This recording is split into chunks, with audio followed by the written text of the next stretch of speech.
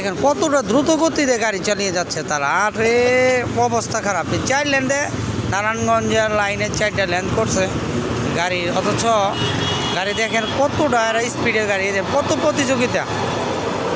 রিক্সা মাঝখানে লাইনেও সর্বনিম্ন গতি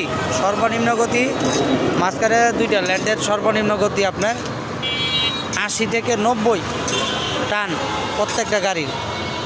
আর এখানে প্রতিযোগিতা চলে দেখেন, এই যে প্রথম লেনটা এই যে অটো দাঁড়িয়ে রয়েছে, এই দেখেন। তারপরে ওই লেনে রিক্সা যায়, অথচ অ্যাক্সিডেন্ট হওয়ার পর কোনো দুর্ঘটনা ঘটার পরে দেখেন কতটা গতিতে যাইতেছে গাড়িটা। সেকেন্ডের মধ্যে চোখের পলকে এখান থেকে সরে যায় গাড়ি।